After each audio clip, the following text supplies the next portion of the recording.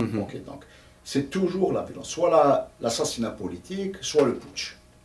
C'est toujours ou l'assassinat politique, ça va très très vite, ou bien le putsch. Le putsch que, bon, 63, 65, etc. Il y a eu tellement de putsch en Algérie, tellement de putsch, que... Et c'est une tradition, la violence c'est une tradition. Est-ce que ce qui s'est passé avec la suspension du processus électoral, disons avec les événements d'octobre, la suspension du processus électoral, la déposition de Chedli, l'assassinat de Boudiaf, est-ce que, en fait, politiquement parlant, c'est ça qui a poussé Mustafa Chilfi à quitter l'Algérie? Non, non, moi je n'ai pas quitté l'Algérie à cause de la violence. D'accord. Pas du tout. Qu'est-ce qui a poussé Mustafa Chilfi à quitter C'était en quelle année vous avez quitté? Novembre 92. C'est-à-dire quelques mois après, avant la fin de l'année. Oui, novembre 92. Donc j'ai pris l'avion pour Casablanca. Mais je n'ai pas quitté à cause de la violence. Tahar Djaout a été assassiné en mai 93. Et la violence a commencé à se déchaîner après mon départ, quelques mois après. Mais j'étais persuadé que ça allait se terminer dans un bain de sang. Parce que j'avais calculé, analysé, appelé ça comme vous voulez. Je me suis dit, ça ne va pas se terminer comme ça. Slim, par exemple, le caricaturiste, m'a dit, Mustafa, l'armée va foutre en l'air le fils en 3 jours. Je lui ai dit, tu rêves, et tu rêves en couleur. Parce que l'armée ne peut pas foutre en l'air un parti qui a 3 millions de partisans. Peut-être même pas un parti politique, c'était un mouvement social, un phénomène, une nébuleuse qui était là. C'était tous les gens qui se sont sentis frustrés. Quand on n'a pas de logement, quand j'avais pas de logement, j'avais des idées, mais alors qui me traversaient la tête. Écoute, c'est pas possible, comment? Je n'ai pas de logement, là, je suis tout le temps en train de squatter chez X, chez Y, chez Z. Imaginons un père de famille. Imaginons un père de famille avec enfants. Imaginons dans un appartement de 30 mètres carrés, 30 personnes qui sont comme des sardines en boîte. C'est pire que des cellules d'internement. Voilà, non, c'est terrible. Ce qui s'est passé en Algérie, c'est l'injustice à tous les niveaux. Et trop, c'est trop. À un certain moment, les gens ont réagi. Parce que n'importe quel... ils n'ont pas pu supporter cette situation-là. Est-ce que c'est pour des raisons, disons, professionnelles? Vous vouliez changer vous vouliez changer d'air? Non, même pas. Je n'aime pas les pays qui sont régis par la violence. Ça, je n'aime pas. Les flics qui bastonnent, ça m'est arrivé, même quand j'étais jeune. Les militaires qui ne respectent pas la loi, qui gardent n'importe où, qui laissent leur casquette à l'arrière de la lunette. Et j'ai vu un spectacle terrible, Bouvard Ameroche. J'ai assisté à un spectacle terrible, un militaire, et a giflé un policier qui le verbalisait parce qu'il était mal stationné, il était... Qui quoi? Et puis surtout, j'avais un ami qui m'a ouvert les yeux. En 70, cet ami qui habite actuellement à Grenoble, il m'a ouvert les yeux. On était à la terrasse du Café des Ailes. Lui, il prenait une bière et moi, je prenais une limonade. Il y a un policier qui est venu vers nous, très gentiment, il nous a dit, écoutez, il y a un arrêté du Wali, qui était à l'époque, comment il s'appelle déjà, celui qui est devenu ministre de la Santé. J'ai oublié son nom. Bon. Et donc, à partir d'aujourd'hui, il est interdit de consommer à la terrasse. Il faut rentrer à l'intérieur. Le copain Taï, Hamid, il a pris sa bière. Et moi, j'ai pris ma bouteille de limonade et nous sommes rentrés au bar Les Ailes. Une semaine après, je vais le voir dans son studio et je le trouve en train de ranger ses affaires dans un cabas. Oh, voilà. Et je me casse, je suis en France. Oh, pourquoi? Quel est un pays où on ne peut pas prendre une bière en paix? Moi, je vais rester ici. Et moi, je m'en vais. C'était en quelle année? 70 ou 71. 70 ou 70. Bouhara, Abdelrazak Bouhara, qui était Wali d'Alger et qui est devenu ensuite ministre de la Santé. Et ce copain Hamid, là, il a pris ses clics et ses claques, il est parti, il s'est installé en France. Et avant de partir, il m'a dit une phrase terrible et qui s'est révélée exacte. Il m'a dit, un jour ou l'autre, incroyable. Et ça s'est passé. Ça, cette prédiction s'est réalisée. Il m'a dit, un jour ou l'autre, C'est ce qu'il m'a dit. Et ça, cette phrase-là, je ne l'ai jamais oubliée. Elle m'a marqué. Et c'est une des phrases qui me revenait souvent. Je me suis dit, moi, je vais rester ici, dans ce pays. Et non, en plus de ça, je ne suis pas très courageux. Pas du tout.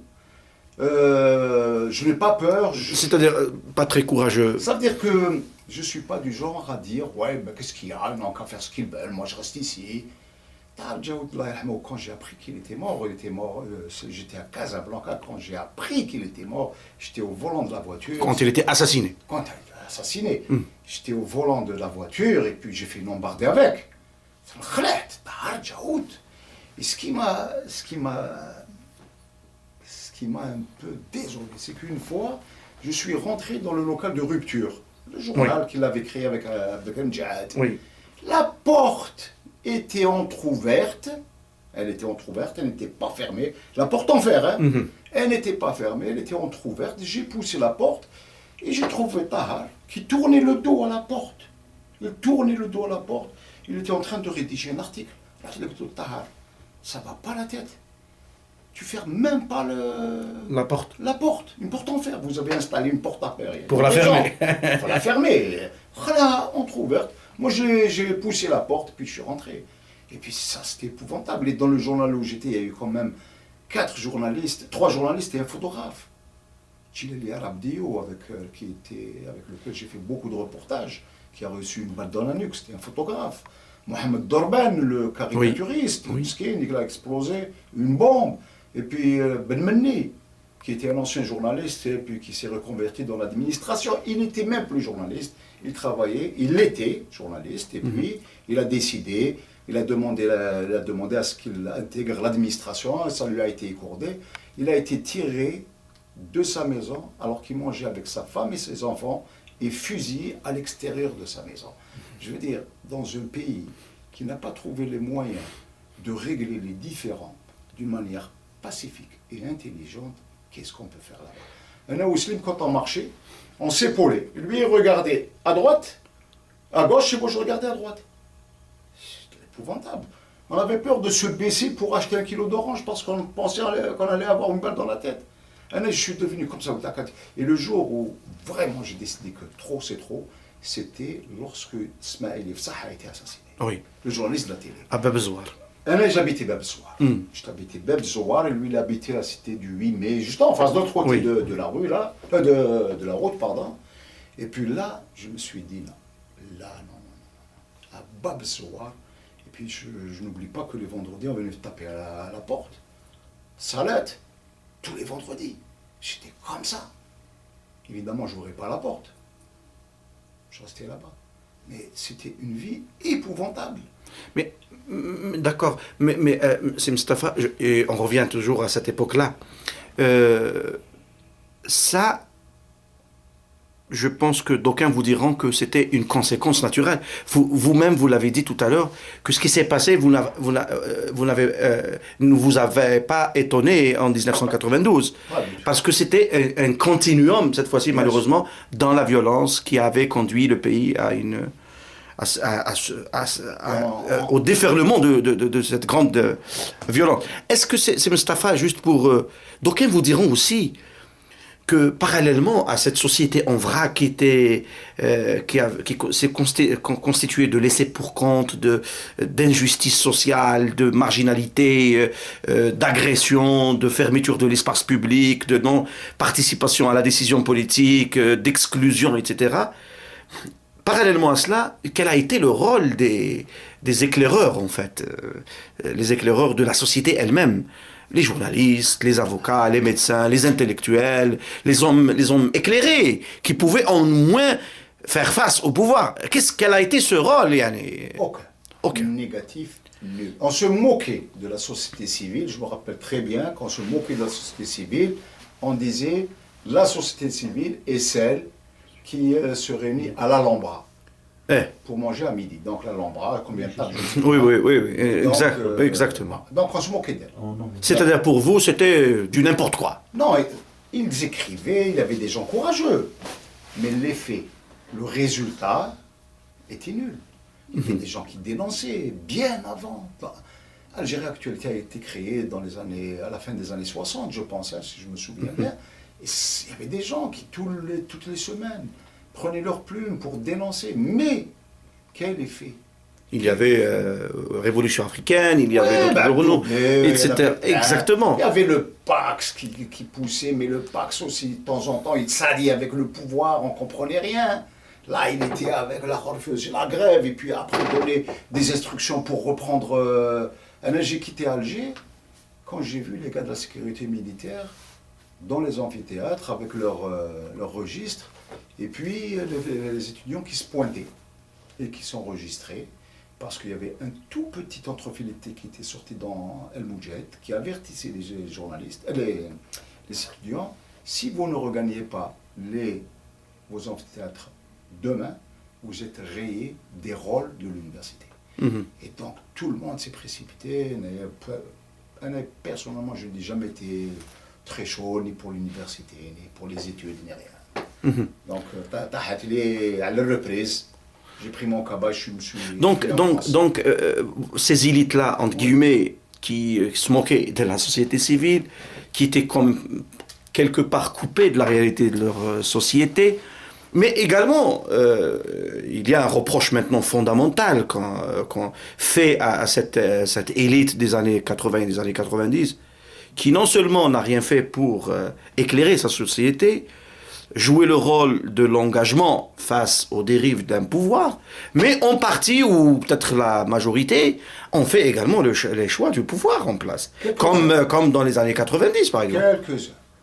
J'ai connu des gens dans les années 70, des gauchistes, carrément, hein, gauchistes, engagés, et je les ai retrouvés ministres, 20 ans après.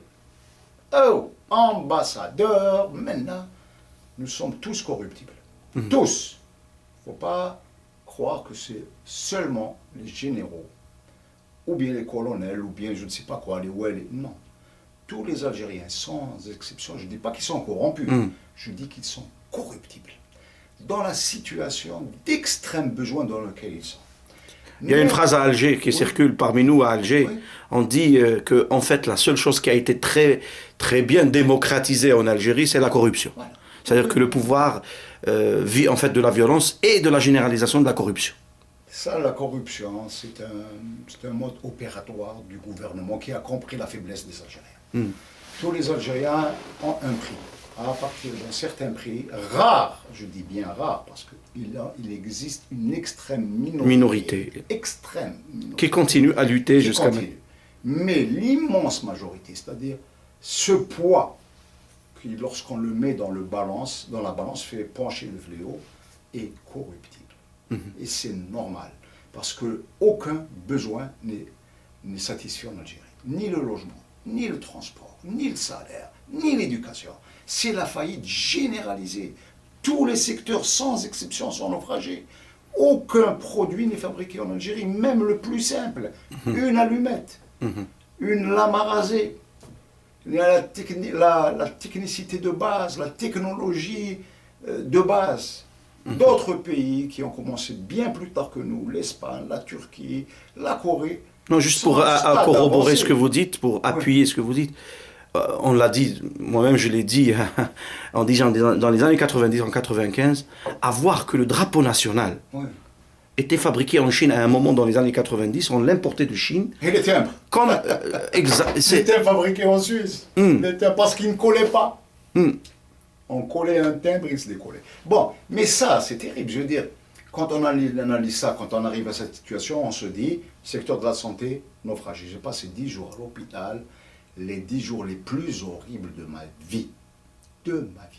Pourquoi? Parce que j'ai remarqué des choses que je n'avais pas vues quand j'étais en bonne santé. Quand on est en bonne santé, on ne se rend pas compte. On ne s'inquiète pas pour les autres. Mais quand on rentre dans un hôpital, quand on passe 10 jours dans un lit, quand on observe ce qui se passe autour, c'est terrible. La santé naufragée, l'éducation complètement partie, nullité absolue, tous les secteurs importants qui font qu'un pays est un pays qui se tient debout sont absents et pas de colonne vertébrale. Et surtout, beaucoup de gens en Algérie pensent que la meilleure façon de s'élever est de commencer à ramper d'abord. Ça, c'est très mauvais. Et donc tout le monde essaye de se placer à la PN, dans tous les endroits où ils ont le prestige. Le prestige. Le prestige et l'argent, c'est les deux choses qui coulent les Algériens. Nous vous considérons en Algérie comme l'un de nos anciens journalistes. Vous faites partie d'une génération donc, qui a connu aussi bien l'ère du parti unique comme l'ère donc, du multipartisme et de la diversité, entre guillemets. Comment vous analysez, c'est Mustapha, le rôle de la presse de cette époque-là, c'est-à-dire après 92? Comment, vous, à titre de journaliste, d'observateur, vous aviez vos positions à titre individuel, vous l'avez expliqué tout à l'heure, vous étiez contre la suspension du processus, donc vous étiez automatiquement, vous étiez contre tout putsch, comme d'ailleurs contre tout assassinat politique. Comment vous avez vécu de l'intérieur à titre de journaliste, comme d'ailleurs de l'extérieur, toujours à titre de journaliste, mais du Maroc, comment vous avez observé l'action journalistique algérienne de cette époque-là? Parce qu'il est nécessaire de faire une sorte d'autocritique, si ce n'est une critique maintenant d'un processus. Bon, avant 92, il n'y avait pas de journaux indépendants. Et après, il y a eu des journaux indépendants. À partir de 90, on a vu naître El Watan, le Khabar et les autres, etc. En majorité des journalistes d'El Moudjahid qui ont lancé des journaux dits indépendants, mais des journaux que je considère qui ne font pas leur travail totalement. C'est-à-dire Un exemple très simple. Je reviens, peut-être que je ne devrais pas, mais ça m'a marqué le fait que El Watan, que je lisais tous les jours, que le matin que je lisais tous les jours, n'ait pas repris une seule phrase, ça m'a donné à penser. Je me suis posé la question, pourquoi? Non pas parce que... C'est Mustapha Chelfi qui a... Non, c'est pas parce qu'on dit que tous les journalistes sont égaux, EGO. Donc c'est pas ça le problème. Le problème, c'est que c'était une information d'utilité publique qui méritait d'être portée à la connaissance du plus grand nombre possible. Pourquoi ne l'a-t-il pas fait? Je me suis posé la question. Et poser la question, c'est y répondre. Vous savez, c'est Mustapha, je vous ai posé la question parce que, étant moi-même de l'intérieur de cette corporation, j'ai vécu de l'intérieur l'évolution et la décadence, la naissance, l'évolution et je dirais aujourd'hui même la décadence du métier qui a en partie perdu pour des raisons multiples son honneur et son professionnalisme, etc. Si j'ai posé cette question, en fait, c'est Mustapha, c'est parce que, quelque part, on a fait de la presse, tantôt on fait de la presse un parti politique d'opposition, tantôt on fait de la presse un porte-parole du pouvoir, tantôt on fait de la presse un moyen de pression sur la société. En fait, la presse, du moins, je ne sais pas si vous êtes d'accord, elle faisait dans tout, sauf dans le métier de la presse. Elle remplissait des vides également. Elle jouait le rôle des partis politiques aussi. Sa caractéristique la plus extraordinaire, c'est qu'elle a voulu interférer dans le champ politique. Les journalistes donnent des conseils. Il faut interrompre le législatif. Mais vous avez écrit le contraire. Je me souviens que des personnalités se sont présentées à la télé qui ont dit « Allez voter ». Allez voter. Et puis quand le fils a gagné, ils ont demandé la suspension du « il ne faut pas s'amuser à ça ». Lorsqu'on appelle les gens à voter, on respecte le vote. Quel que soit X appartenant. Est-ce que vous, à votre avis, c'est Mustapha, c'est ce type de réaction au niveau de la presse? Oui. Parce que la presse reflétait un certain nombre de points de vue au sein bien de l'armée, des services de sécurité, de la police, de la société, des hommes d'affaires, des gens qui ont des intérêts, peut-être des chancelleries aussi. N'oubliez pas que nous avions des gens de la sécurité militaire, des journalistes qui étaient chefs de bureau dans les organes de presse. Parfait. Les BSP. Il y avait des journalistes que nous connaissions, des journalistes qui exerçaient à titre de journaliste, mais donc la fonction réelle... SP. C'est-à-dire pour les gens qui ne connaissent pas? De bureau de surveillance et de prévoyance. C'est-à-dire ils surveillaient les journalistes, ce qu'ils faisaient et tout. À l'époque, il l'appelait le bureau de sport et de musique, c'est-à-dire le bureau BSP, ça veut dire bureau de sécurité militaire. Non, de sport et musique. De sport et musique. Non, en tous les cas. Exactement. Donc, les journalistes, au lieu de faire leur métier, normalement, quand il y a un événement qui se passe, on le relate. Point. On peut le commenter. On peut le commenter. Attention, ceci, ça c'est tout à fait normal. Mais on ne donne pas des consignes. Les journalistes ne sont pas des hommes politiques. Ou alors, qu'ils quittent les journaux. Qu'ils créent des partis politiques. Qu'ils créent des partis politiques et qu'ils s'avancent à visage découvert. Mais est-ce qu'à votre avis, c'est Mustapha, c'était pas dû également, parce que dans le cas algérien, comme on l'a vécu de l'intérieur, et je parle là sous votre contrôle, parce que vous êtes un témoin, est-ce que on ne devrait pas prendre également en considération le phénomène dans ses multiples facettes, c'est-à-dire que de l'autre côté aussi, il y a un pouvoir militaire, un pouvoir né qui a évolué aussi dans la violence, le putsch, le coup d'État, la répression, etc.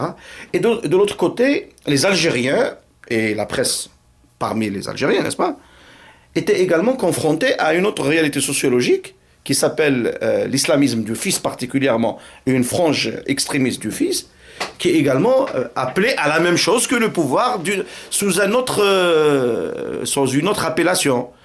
Pas de liberté d'expression, vous êtes je ne sais quoi, vous êtes des koufars, c'est-à-dire entre la répression du pouvoir militaro-civil et le discours religieux de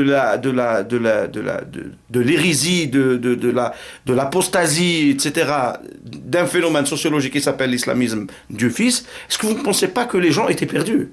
Tout le monde était perdu, mais tout le monde était perdu. Sauf qu'il y avait à choisir entre la peste et le choléra. Les deux, choisir l'armée.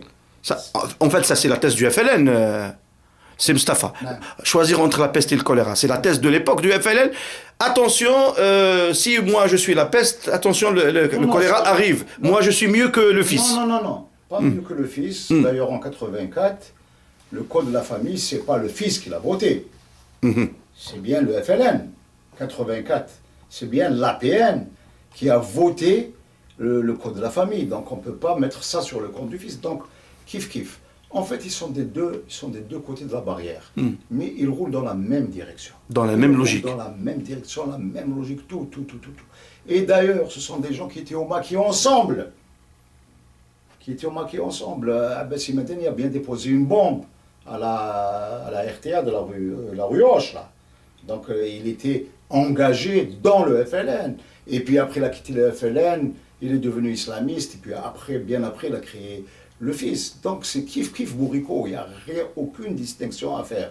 Sauf que, en interrompant le processus électoral, il n'en fait que balayer la poussière sous le tapis. Et puis en mai prochain, les gens vont voter.